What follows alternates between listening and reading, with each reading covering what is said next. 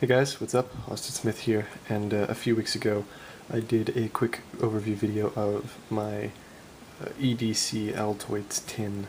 That was the regular size Altoids tin, and I made another EDC tin that is an Altoids Smalls Tin here. That is a similar type of design. It's not a survival tin.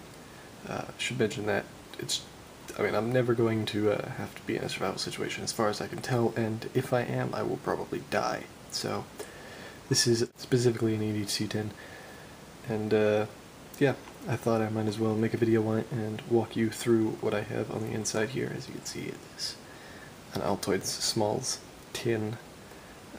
Pretty basic, no modifications to the outside at all. I did pick one of the newer ones, or at least I think it's newer. It doesn't have the raised Altoids logo. I have some that have Altoids Smalls raised, and that is not particularly good for what I've been trying to do. Now, I did put electrical tape all the way around this so that it is sealed, and it depends on how slick your hands are, how easy it is to open. But it can probably take a dunking in water now, which, you know, if it falls in water it's still probably doomed, but at least it can take a dunking. As you can see, there's a few items in here.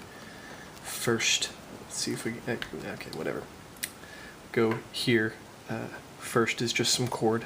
This is coated, I believe it's probably some nylon. I don't exactly know what this is. It's just something to tie things with. Very simply, I don't need to tie things that often, but if I do need to tie things, it's a very basic thing that I keep around with me. I want to take the knife out next because the cotton ball is not particularly interesting. This knife I hunted around for a lot.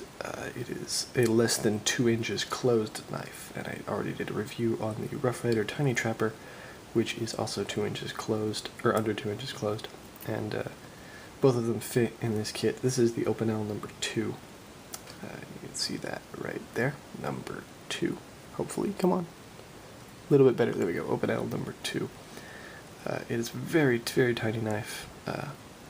It's less than 2 inches. I don't have an exact measurement here. Let me... Inches.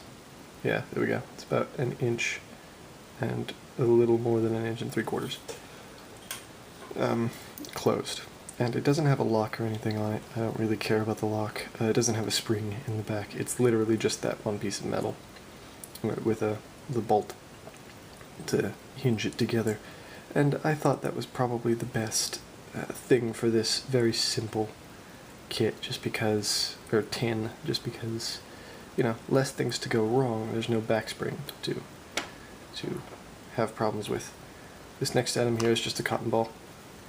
You know, it can be used as a fire starter if you happen to need to start a fire. It could also be used as a wound. If you have... I bleed a lot when I get cut, and so it could be used to stop bleeding for a while you get the bandage that is later on in this kit, or get a bigger bandage. Obviously you're not going to cover some major wound with that, but you know, you can use it for that. You can also use it for cleaning things, scrubbing things down. In this bag, I'm not going to open it, is matches and a striker wrapped together with a twisty tie. Fairly heavy-duty twisty tie. This same thing was in my earlier EDC tin video. It's actually the same thing of matches because I replaced those with a lighter. So, nothing exciting in there, just matches. This thing seems kind of silly. It is just a very tiny nail wrapped with electrical tape. The tape is much more useful than the nail. I probably should have gone with, you know, a paper clip or a straight pin of some kind, a needle maybe. Just to make it a little bit more versatile. I don't know when you'll need to use a nail, but it's still a thing that you might need to use, and the tape is much more useful. The tape could also be used with this to tape over a wound. I shouldn't say wound because wound implies something bigger. Tape over a cut until you can get a better bandage. Obviously it's not a particularly good bandage. Next in here are 2 of my migraine medication that I carry around with me everywhere. And at the bottom here, well, I can't get it out right now, which, you know, whenever I need it, I'll worry about it, but is a bandage. It is just, it's folded in there, so it might not be the, you know, there we go. It might not have the best integrity when I get it out, but it is a knuckle bandage, just in case, you know, I get a little cut in some place that is kind of, you know, not easy to affix a bandage to, a standard straight bandage. Also, it was the only bandage I had that was really small enough to fold up and fit in this tin even. Didn't really feel like going out and buying more bandages. As you can see, there's the electrical tape that fits all the way down in there. So yeah, this is just a really basic thing. I probably should add,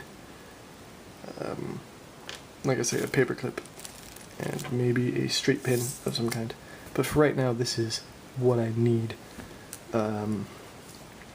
Just going around doing things that if I should happen to have some problem where the solution to the problem isn't addressed by what I already have with me for whatever job I'm doing. So yeah, pretty basic. Just wanted to share that. I really was more of an exercise in trying to fit things into an Altoids Smalls tin, which is very difficult, especially finding a knife, like I say, that actually fits in there. So if you've tried to make a small EDC kit that goes in an Altoids tin, or a survival kit, let me know what you did. I think they're a pretty cool thing to have around. This just slides effortlessly into my pocket and weighs nothing, and it's fantastic. And I have carried it around with me for some time and used a few of these items. So, yeah, thank you for watching. Bye.